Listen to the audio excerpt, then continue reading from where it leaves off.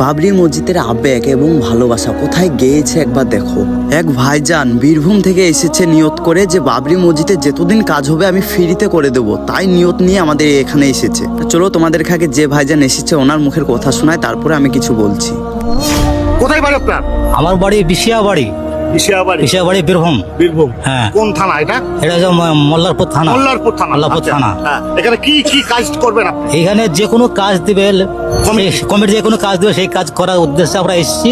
আচ্ছা, হ্যাঁ, যতদিন হবে করার জন্য এসেছি। রাজমিস্ত্রি আপনি? রাজমিস্ত্রি মুম্বাই আমি কাজ করতাম, মুম্বাই কাজ করবেন? মুম্বাই কাজ করি। এখন বাবরির জন্য আপনি এরা যতদিন বলবে আপনি ফ্রিতে কাজ করবেন? কাজ করার জন্য এসেছি। হ্যাঁ। এবং আপনার ছেলেকেও এনেছেন? ছেলেকে ছেলের অসুবিধা হবে না এখানে? ছেলে অসুবিধা হলে পরে কোনো করার নেই তো। আমি তো মানা করে আছি। পরে আমার ছেলেকে দরকার দিয়ে আসবেন? হ্যাঁ, দিয়ে আসি তাও। হ্যাঁ, দিয়ে আসি তাও। আপনার নাম কি?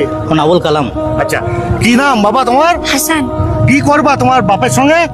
হেল্প করে দেবো। তা দেখো বন্ধুরা, উনি আর বাচ্চাকে নিয়ে এসেছে আমাদের বাবরি মসজিদের নিয়ে ফ্রিতে কাজ করে দেওয়ার জন্য। তাহলে এখানে কি বোঝা গেল আমাদের ইসলামের পাওয়ার আর আমাদের মুসলিম ভাইদের আবেগ এবং ভালোবাসা কতটা। তো এই ভাইজানকে আমার মন থেকে অনেক অনেক ধন্যবাদ, এই কথাটা করুক বা না করুক এটা বলার জন্য। তা বন্ধুরা, আমি তো দোয়া করবই ভাইজানের লিগে, এবং তোমরাও দোয়া করো যেন ওনার ছেলে আর উনি বাবরি মসজিদের কাজ স্টার্ট হলে যেন ভালোভাবে করতে পারে।